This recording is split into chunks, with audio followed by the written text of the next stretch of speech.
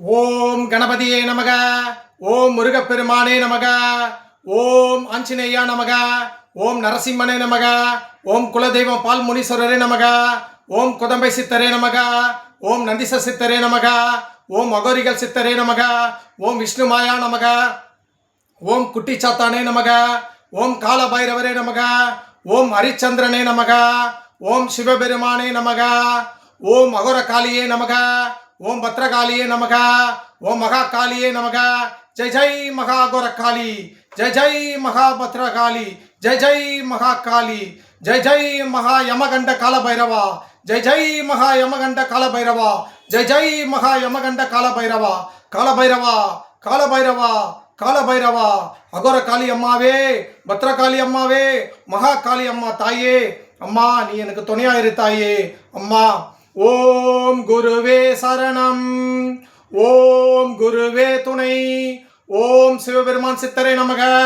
ஓம் குதம்பை சித்தரே நமக. ஓம் நந்திச சித்தரே நமக. ஓம் அகோரிகள் சித்தரே நமக. குருவே சரணம், குருவே துணை. காளி மாதா கி ஜெய். குருவே துணை, குருவே சரணம். வணக்கங்க. நான் சென்னை சேத்துப்பட்டிலேருந்து ஸ்ரீ அகோரி நாமசெல்வம் பாபா குருஜி சாமியார் பேசுகிறேங்க. என்னோட மொபைல் நம்பர் 99401043098413036216 9962624066. இது மூணுமே என்னோட மொபைல் நம்பருங்க. நீங்கள் என்ன ஃபோன் மூலயமா அழைக்கலாம். கூப்பிட்டா கூட நான் நேரில் வருவேங்க. நீங்கள் ஃபோன் மூலயமா என்னை கூப்பிடுங்க. சரிங்க. இப்போ என்னோட பேர் சொல்லியாச்சு, என்னோட மொபைல் நம்பரை சொல்லியாச்சு. இப்போ ஒரு ஒரு விஷயம், பொதுவான விஷயந்தான் நம்ம எப்பவுமே பேச போகிறோம். அது எப்பவுமே நம்ம வீடியோவில் எப்பவுமே பொதுவான விஷயத்தை பேசுறதுக்கப்புறம் தான் ஆன்மீக சம்மந்தப்பட்டதுக்கு நம்ம எல்லாமே போவோம். அதுக்காக பொது விஷயத்தை நான் சொல்கிறேன். இப்போ 5 மாநில இடைத்தேர்தல் பார்த்தீங்களா. இப்போ இந்த தமிழ்நாட்டில் 5 மாநில இடைத்தேர்தல் வருது பார்த்தீங்களா. அந்த 5 மாத இடைத்தேர்தலும் ரத்து பண்ணியிருக்காங்க. கோர்ட்டு மூலியமா இடைத்தேர்தல் நடத்தக்கூடாது, இடைக்கால தடை போட்டிருக்காங்க. ஏன்னா இது என்னை பொறுத்தவரை நான் என்ன சொல்கிறேன்னா, கட்சி தாவல் தடை சட்டம், புரியுதுங்களா. இது எல்லாருமே ஒரு இடத்துல ஒரு கட்சியில் ஜெயிச்சு இன்னொரு கட்சிக்கு தாவுறாங்க. இதெல்லாம் ரொம்ப தடுக்கப்படணும். ஏன்னா எல்லாரும் அந்தந்த கட்சிக்காக தான் ஓட்டு போட்டிருக்காங்க. ஆனால் எதுக்காக இந்த துரோகம் பண்ணுறாங்க தெரியல. பட் இருந்தாலும் இதுக்கு தடை வச்சுருக்காங்க. நான் உண்மையாக சொல்கிறேன், இதுக்கு நான் பாராட்டு தெரிவிக்கிறேங்க. இது ஒன்றுங்க.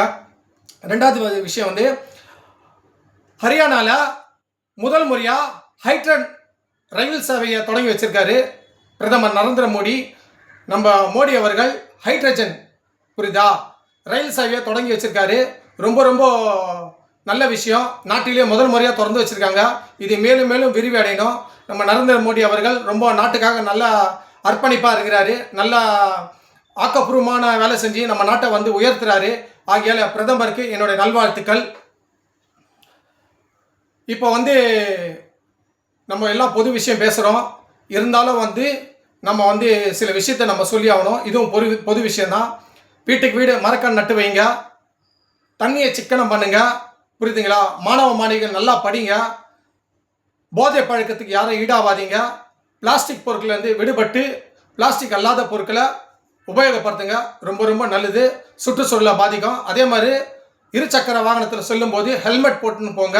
அது ரொம்ப ரொம்ப முக்கியமான விஷயம். ஹெல்மெட் போடாத போகாதீங்க, உயிருக்கு ஆபத்து வந்துடும். ரொம்ப முக்கியமான விஷயம்.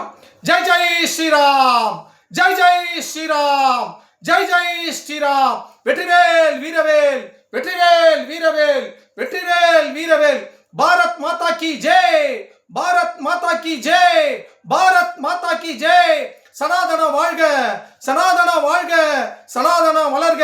சனாதனத்தை உயர்த்தி பிடிப்போம், சனாதனத்தை வளர்ப்போம். சனாதனத்தை அழிக்கும் நினைப்பவர்களை நாம் எல்லோரும் சேர்ந்து அவர்களை அழிப்போம். இந்து மதம் வாழ்க, இந்து மதம் வாழ்க, இந்து மதம் வளர்க. இந்த தேசமே இந்து மதம், இந்த பூமியே இந்து மதம். இந்து மதம் வாழ்க. வந்தே மாதரம், வந்தே மாதரம், வந்தே மாதரம். எல்லோரும் சொல்லுவோம் வந்தே மாதரம். நம் நாட்டில் உள்ள எல்லோர் குடிமக்களும் வந்தே மாதரம் என்று சொல்வோம். வந்தே மாதரம், வந்தே மாதரம். தேசிய கீதத்தை பாடுவோம், தேசிய கீதத்தை பாடுவோம், தேசிய கீதத்தை பாடுவோம். எல்லா நிகழ்ச்சியிலும் நாம் தேசிய கீதத்தை பாடுவோம். தமிழ் தாய்வாயத்தை பாடுவோம், தமிழ் தாய் வாழ்த்தை பாடுவோம். தமிழ் என் மூச்சு, தமிழ் என் பேச்சு, தமிழே என் உயிர். தேசிய கீதத்தை பாடுவோம், தமிழ் தாய் வாழ்த்தை பாடுவோம். வணக்கங்க. சரி, நம்ம எல்லாமே இப்போ பொது பலன்லாம் சொல்லியாச்சு. இப்போ நம்ம வீடியோக்குள்ளே போகலாம். முக்கியமான சப்ஜெக்ட். வீடியோக்குள்ளே போகிறதுக்காக நான் ஒரு சின்ன பாடல் பாடிக்கிறேன். அந்த பாடல் ரொம்ப முக்கியமான பாடல். உன்னை சொல்லி குற்றமில்லை, என்னை சொல்லி குற்றமில்லை, காலம் செய்த கோலமடி, கடவுள் செய்த குற்றமடி, கடவுள் செய்த குற்றமடி. உன்னை சொல்லி குற்றமில்லை, என்னை சொல்லி குற்றமில்லை, காலம் செய்த கோலமடி, கடவுள் செய்த குற்றமடி, கடவுள் செய்த குற்றமடி. உங்களை சொல்லியும் குற்றம் இல்லை, என்ன சொல்லியும் குற்றம் இல்லை. எல்லாம் காலத்தின் கோலம். கடவுள் அந்த சிவபெருமான் பார்த்துக்குவாரு, அந்த காளி தேவி பார்த்துக்குவாங்க. புரியுதுங்களா? எதை பற்றியும் கவலைப்படாதீங்க. எல்லாம் மாயே, எல்லாம் கதம் கதம். நான் அப்பவும் சொல்றது தான், இப்பவும் சொல்றது தான். எல்லாமே இந்த உலகத்தில் மாயே. நம்ம எல்லாமே ஒரு நடிகன் தான், நடிச்சுட்டு தான் இருக்கோம். டைம் வரும்போது அந்த சிவபெருமான் நம்மளை கூட்டுக்குவார். புரியுதா? ஆகையால எதை பற்றி நீங்கள் கவலைப்படாதீங்க, ஜாலியாக இருங்க. ஓகேவா? எதுன்னு வந்தாலும் பார்த்துக்கலாம். எப்போதும் சரி, பிரம்மதேவனை வணங்குங்க, விஷ்ணுவை வணங்குங்க, சிவபெருமானை வணங்க, சக்தியை வணங்க. இந்த 4 பேர் தான் இந்த உலகத்தில் சக்தி வாய்ந்தவங்க. புரியுதுங்களா? இந்த 4 பேரை வணங்கலாலே நமக்கு எல்லா சௌபாக்கியங்களும் கிடைச்சிடும். புரியுதா? இந்து மதத்தில் போற்றுவோம், இந்து மதத்தை வணங்குவோம், இந்து மதமாகவே பிறப்போம், இந்து மதமாகவே வாழ்வோம், இந்து மதமாகவே சுவாசிப்போம், இந்து மதமாகவே சாவோம். புரியுதுங்களா? அதுதான் ரொம்ப குறிக்கோளா இருக்கணும். நம்ம எப்பவுமே இந்து மதத்தை உயர்த்தணும், இந்து மதமாகவே இருக்கணும், இந்து மதமாக இறக்கணும். இந்து மதம் புனிதமான மதம். புரியுதுங்களா? புனிதமான மதம் இந்து மதத்தை. இந்து மதத்தில் ஒருத்தன் பிறகுறானா அவனுக்கு ஆயுள் காலம் அதிகமாக இருக்கும். இந்து மதத்தில் பிறகுறானா அவன் புண்ணியம் பண்ணியிருக்கிறான். இந்து மதத்தில் பிறக்கிறவங்க பாக்கியம் பண்ணியிருக்காங்க. அதனால இந்து மதத்தில் பிறந்ததுக்கு நம்ம எல்லாருமே சந்தோஷப்படணும். இதை நீங்கள் நல்லா புரிஞ்சுக்கணும். ஓகேவா? சரி, இப்போ நம்ம வீடியோக்குள்ளே போகலாம். முக்கியமான சப்ஜெக்ட். என்ன சப்ஜெக்ட்னு கேட்டிங்கன்னா, காலகாலமாக இருக்கக்கூடிய ஒரு விஷயம்தான். யார் ஆட்சிக்கு வந்தாலும் சரி, என்ன மாதிரி ஆட்சிக்கு வந்தாலும் சரி, இப்போ நடக்கக்கூடிய விஷயம் என்ன தெரியுங்களா? கோவில் சொத்து. இந்த கோவில் சொத்து, புரியுதுங்களா? கோவில் சொத்தை எதுக்கு இந்த அறநிலையத்துறைன்னு ஒன்று வந்தது? கோவில் சொத்தை பராமரிக்கிறதுக்கு, வர பணத்துக்களை நல்லா கணக்கு காட்டி கோயிலுக்கு நல்லா நற்பணி செய்யறதுக்கு, ஒரு கும்பாபிஷேகம் செய்யறதுக்கு, ஒரு நல்ல நல்ல விஷயங்களை பழைய கோயில்களை புதுப்பிச்சு ஒரு புது கோயிலாக பண்ணுறதுக்கு, இதுக்கெல்லாம் தான் இந்த இந்து அறநிலையத்துறை ஒன்று கொண்டு வந்தாங்க கவர்மெண்ட்டு, அறநிலையத்துறைன்னு. இப்போ அது மூலியமாக பார்த்தீங்கன்னா கோவிலை சுற்றி நிறைய சொத்துக்கள் இருக்குது. கோயில் நிலம், அசையா சொத்து, அசையும் சொத்து, வைரம், வைடூரியம், நகை, பணம் எல்லாமே இந்த கோயில் சொத்துக்கான நிறைய இருக்குது. அப்போ இந்த நிலத்துக்கான விஷயம் காலகாலமாக நடந்துட்டு இருக்கு. கோவில் சொத்தை இப்போ லேட்டஸ்டாக பாருங்க, 100 கோடி ரூபாய் மதிப்புள்ள பழனி முருகன் கோயில் உள்ள கோயில் சொத்தை பத்திரப்பதிவு பண்ணியிருக்காங்க. எவ்வளவு பெரிய ஒரு விஷயம் பாருங்க. எப்படி இது பத்திரப்பதிவு பண்ணாங்க? கோயில் சொத்தை எப்படி கம்மி விலைக்கு பத்திரப்பதிவு பண்ணியிருக்காங்க பாருங்க. இது நடந்திருக்கு. புரியுதுங்களா? இது என்ன? இது கோயில் சொத்தை இந்த மாதிரி பண்றது. காலகாலமா கோயில் சொத்துல தான் எல்லாருமே வீடு கட்டியிருக்காங்க, கோயில் சொத்துல தான் கம்பெனி வச்சிருக்காங்க, கோயில் சொத்துல தான் ஆக்கிரமிப்பு, எல்லா கடைகளும் இருக்குது. கோயில் சொத்து கோயிலுக்கு சொந்தமானது. புரியுதுங்களா? அதை யாருமே இந்த மாதிரி தப்பான முறையில் பயன்படுத்தக்கூடாது. கோயில் சொத்தை பல காலமா கோயில் சொத்துல தான் நிறைய பேர் வீடா இருக்கிறாங்க. இதெல்லாம் மீட் எடுக்கணும். நிறைய விஷயம் நடந்திருக்கு கோயில் விஷயமா. கோயில் என்ன, இந்து கோயில் நினைச்சாலே எல்லாருமே அந்த கோயில பக்கத்துல எல்லாமே வீடு கட்டி ஆக்கிரமிப்பு பண்ணி எல்லாம் போடுறாங்க. இதுக்கு ஒரு வழியே இல்லையா? சொல்லுங்க. எல்லாருமே இந்து கோயில்னாலே அந்த கோயில்ல தான் எல்லாருமே பண்றாங்க. இந்துக்கள் என்ன இழிச்ச வாங்கலாம்? இல்ல இந்துக்கள் சொத்து அனாதை சொத்தா? சொத்துங்க சொல்லுங்க. இந்து சொத்துண்டா அனாதை சொத்தா? கோயிலுக்கு சொந்தமான சொத்தை எல்லாருமே வருவாங்க. எல்லாருமே, எல்லா அரசியல்வாதிகளும் எல்லாருமே இந்த வேலையை பண்றாங்க. கோயில் சொத்தை இந்த மாதிரி பண்றாங்க. கோயிலுக்கு சொந்தமான சொத்தை நீங்க எப்படி பத்திரப்பதிவு பண்ணலாம்? சொல்லுங்க. இது யார் சம்பந்தப்பட்டிருக்காங்களோ அவங்க மேல தக்க நடவடிக்கை எடுக்கணும். யாரையும் சும்மா விடக்கூடாது. இதுக்கு பின்னாடி யாரா இருக்கிறான்றத நீங்க கண்காணிக்கணும். கண்காணிச்சு அவங்களுக்கு உண்மையாலுமே தண்டனை வாங்கி கொடுக்கணும். கோயில் சொத்துன்னா இது சாதாரண விஷயமா? கோயிலை மீட்டெடுக்கணுங்க. கோயிலை மீட்டெடுக்கக்கூடிய நிலைமையில இப்ப நம்ம வந்திருக்கோம். புரியுதுங்களா? கோயிலே மீட்டெடுக்கக்கூடிய நிலைமை வந்திருக்கோம். அப்ப கோயில் சொத்து எப்படி போயிருக்கோம் பாருங்க. கோயில் சொத்து அவ்வளவு சொத்து, கோடிக்கணக்கான சொத்து எல்லாருமே ஆக்கிரமிப்பு பண்ணியிருக்காங்க. எப்படி பட்டா போட்டு கொடுத்தாங்க? எப்படி கோயில் சொத்தை எல்லாம் சேர்ந்து எல்லாம் வீடு கட்டியிருக்காங்க? இதெல்லாம் எப்படி நடக்குது? எல்லா ஆட்சியிலும் இந்த மாதிரி தான் நடக்குது. யாரு வந்தாலும் இந்த கோயில் சொத்தை தான் குறி வைக்கிறாங்க. அதுல குறிப்பா இந்த இந்து கோயில்ல தான் குறி வைக்கிறாங்க. தயவு கூர்ந்து சொல்றேன், யாரா இருந்தாலும் சரி கோயில் சொத்து, இதுக்கு முன்னாடி யார் இருந்தாலும் சரி கோயில் சொத்தை மீட்டெடுங்க. இனிமேலும் கோயில் சொத்தை வந்து யாருமே சரி பட்டா போடுவோ கோயில் சொத்துல யாரும் அனுமதிக்கவும் கூடாது. புரியுதுங்களா? இதை நாங்களாம் சும்மா விட மாட்டோம். நாங்க இந்துக்கள், புரியுதுங்களா? நாங்களாம் சாமியாரு, நாங்களா இருக்கிறோம். புரியுதுங்களா? கோயில் சொத்தை மீட்டெடுக்க நாங்க இருக்கிறோம். கோயிலுக்கு ஏதாவது ஒரு பிரச்சனை நாங்க குரல் கொடுக்க நாங்க இருக்கிறோம். புரியுதுங்களா? இந்து மதத்துக்காக நாங்க இருக்கிறோம். இந்து மக்களுக்காக நாங்க இருக்கிறோம். ஆன்மீக சொந்தங்களே, ஆன்மீக பக்தர்களே, ஆன்மீக அன்பர்களே, நீங்கள் எல்லாம் புரிஞ்சுக்கங்க, அறிஞ்சுக்கங்க, தெரிஞ்சுக்கங்க. புரியுதுங்களா? இந்து கோயில்களை நிறைய பேர் வந்து இந்த மாதிரி தான் இந்து சொத்துக்களை வந்து இந்த மாதிரி வீடு கட்டி இந்த மாதிரி ஆக்கிரமிப்பு பண்ணி இந்து சொத்தை அபகரிக்கிறாங்க. இது நல்லா விழிப்புணர்வோடு இருந்துங்க. இந்துக்கள் எல்லாருமே விழிப்புணர்வோடு இருங்க. புரியுதுங்களா? ரொம்ப ரொம்ப முக்கியமானது. இது போல இனிமேல் இன்னொரு காரியம், இந்த மாதிரி பழனி முருகன் கோயில்ல இந்த சம்பவம் நடந்தது, இனிமே எந்த கோவிலும் நடக்கக்கூடாது. அதை நீங்க வந்து ரொம்ப கண்காணிப்பா பாருங்க. அது ரொம்ப முக்கியமானது. சரி, ரெண்டாவது, கோவில் பணத்தை, கோவில் வர உண்டியல் பணத்தை, நகைகள், வைரம், வைடூரியம், அசைய சொத்து, அசையா சொத்து, கோவில்ல கோடிக்கணக்கான சொத்துக்கள் இருக்குது. அதை வந்து அறநிலையத்துறை தான் பராமரிக்கிறாங்க. நாங்க அதை பத்தி எதுவும் சொல்லல. புரியுதுங்களா? பராமரிக்கிறதுக்கு தான் கவர்மெண்ட் ஒரு துறையை ஆரம்பிச்சிருக்கு. அந்த கோவில் சொத்தை பணத்தை வேற எதுக்கும் நீங்க வந்து உபயோகப்படுத்தக்கூடாது. புரியுதுங்களா? கோவில் சொத்து பணத்தை நீங்க எதுமோ ஒரு காலேஜ் கட்டக்கூடாது, ஒரு மற்ற மருத்துவர்களுக்கு யூஸ் பண்ணக்கூடாது, மற்ற துறைகளுக்கு கோவில் பணத்தை நீங்க யூஸ் பண்ணக்கூடாது. கோவில் பணம் கோவிலுக்கு மட்டும்தான் யூஸ் பண்ணும். மற்ற எந்த காரியங்களுக்கும் கோயிலோட பணத்தை வேற எந்த துறைக்கும் எந்த ஒரு விஷயத்துக்கும் நீங்க யூஸ் பண்ணக்கூடாது. எந்த ஒரு விஷயத்துக்கும் யூஸ் பண்ணக்கூடாது. கோவில் பணத்தை தான் எடுத்து தான் எல்லாத்துக்கும் யூஸ் பண்ணுவீங்களா? சரி, மற்ற துறையில வருதுல, அந்த பணத்தை எடுத்து கோயிலுக்கு யூஸ் பண்றீங்களா? நீங்க சொல்லுங்க, கோயிலுக்கு யூஸ் பண்றீங்களா? இல்ல. அப்ப கோயில் பணம் என்னன்னா மற்ற துறைக்கு நீங்க யூஸ் பண்ண நினைச்சிட்டு இருக்கீங்களா? அது போல யூஸ் பண்ணாதீங்க. கோவில் பணமா, கோயில் உண்டியா, கோயிலுக்காக பண்ணுங்க. கோயிலை வந்து பராமரிங்க. இன்னும் நிறைய கோவில் கட்டுங்க. பழைய கோவில புது கோயிலா புதுப்பிக்குங்க. நல்லா கும்பாபிஷேகம் பண்ணுங்க. பக்தர்கள் நல்லா சாப்பாடு போடுங்க. நல்லா ஆன்மீக அன்பர்களுக்கு நல்ல உதவிலாம் செய்யுங்க. ஆன்மீகத்துல நிறைய விஷயம் இருக்குது. அந்த பணத்தை, ஆன்மீக பணத்தை, கோவில் பணத்தை கோவிலுக்கு மட்டும்தான் யூஸ் பண்ணோம். தெய்வத்துக்காக யூஸ் பண்ணோம். அந்த கோவில் பணத்தை வேற எந்த துறைக்கும் எந்த ஒரு விஷயத்துக்கும் கோவில் பணத்தை யூஸ் பண்ணக்கூடாது. புரியுதுங்களா? இது எங்களோட கோரிக்கை, இந்து மதத்தோட கோரிக்கை, இந்து பக்தர்களோட கோரிக்கை. புரியுதுங்களா? இதெல்லாம் வந்து நிறைய விஷயம் நடக்குது. கோவில் பணத்தை மற்ற எந்த துறைக்கும் மற்ற எந்த ஒரு விஷயத்துக்கும் கோவில் பணத்தை நீங்க யூஸ் பண்ணக்கூடாது. கோவில் பணத்தை கோவிலுக்கு மட்டும் தான் நீங்க யூஸ் பண்ணணும். வேற எந்த ஒரு விஷயத்துக்கும் கோவில் பணத்தை நீங்க யூஸ் பண்ணக்கூடாது. புரியுதுங்களா?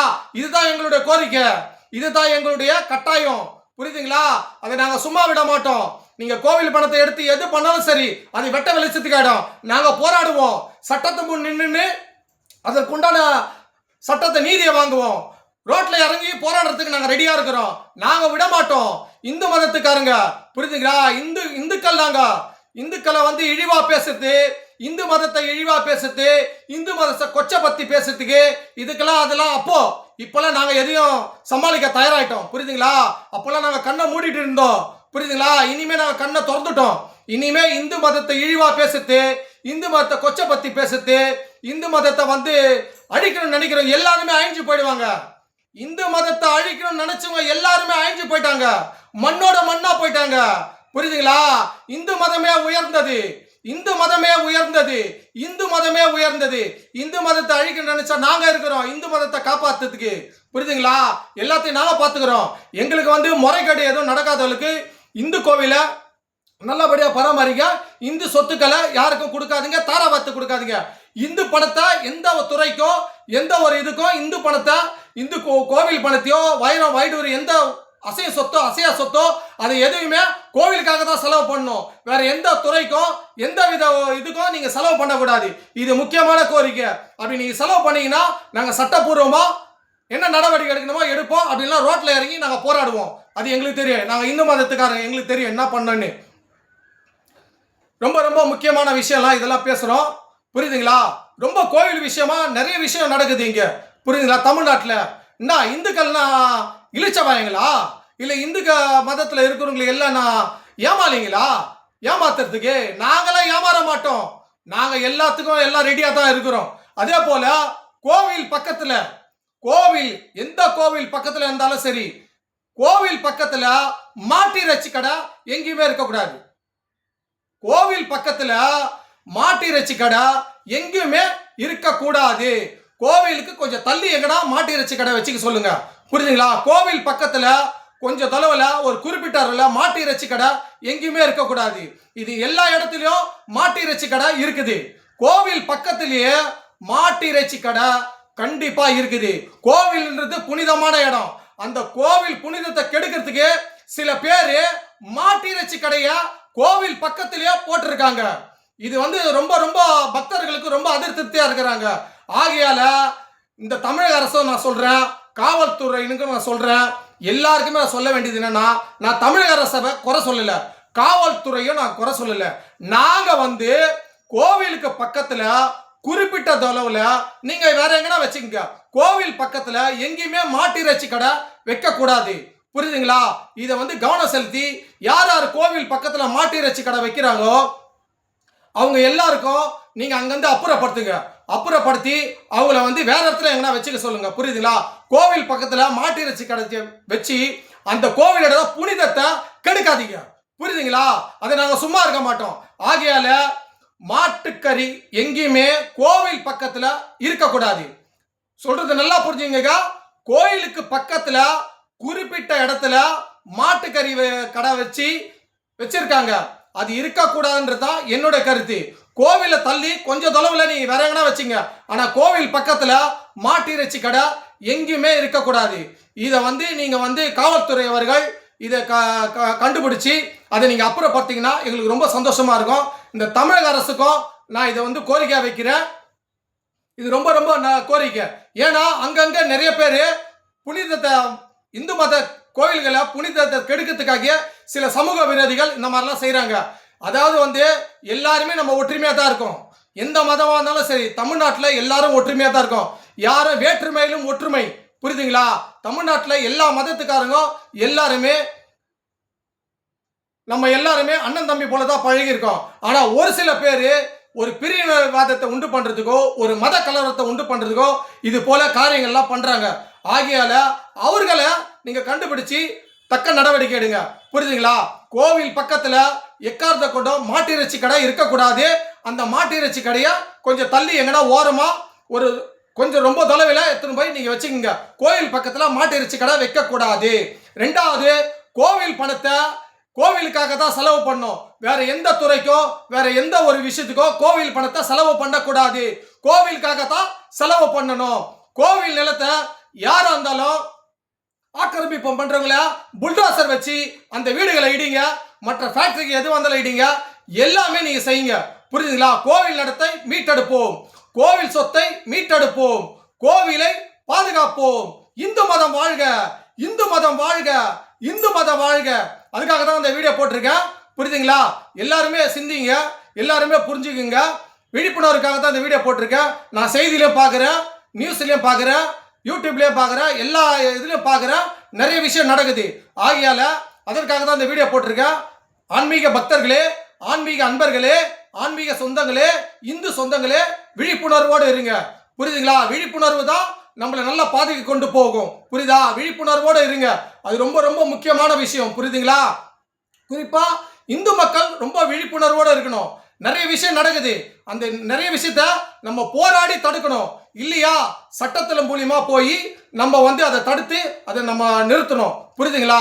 அதே போல இந்த வருஷம் இந்த 2026 திருப்பரங்குன்றத்துல தீபத்தூண்ல கண்டிப்பா இந்த தமிழக அரசு தீபம் ஏற்றணும். இது எங்களுடைய வேண்டுகோள். புரியுதுங்களா? நீங்க சொல்றதுல நாங்கள் ஏற்றணும்னா அது தீபத்தூண் கிடையாது. நீங்க சொல்றீங்க பாத்தியா தீபத்தூண் கலகலமா ஏற்றுறாங்க, அது வந்து தீபத்தூண் கிடையாது. ஏற்கனவே இருந்த தீபத்தூண்ல நீங்க தீபம் ஏத்துங்க. புரியுதுங்களா? கலகலமா அங்கதான் ஏற்றணும். அதுக்கு முன்னாடி அந்த தீபத்தூண்ல அந்த தீபம் ஏத்திட்டாங்க. புரியுதுங்களா? இப்ப நீங்க தான் இந்த இடத்துல தீபத்தூண தீபம் சொல்லிட்டு ஏத்துறீங்க. நாங்க சொல்ற இடத்துல கோர்ட் சொல்றபடி கேளுங்க. 2 முறை கோர்ட் உங்களுக்கு தீர்ப்பு கொடுத்துருக்கு. புரியுதுங்களா? தீபத்தூண்ல ஏத்தணும் சொல்லி மதுரை கோர்ட் வந்து உங்களுக்கு வந்து தீர்ப்பு சொல்லிருக்கு.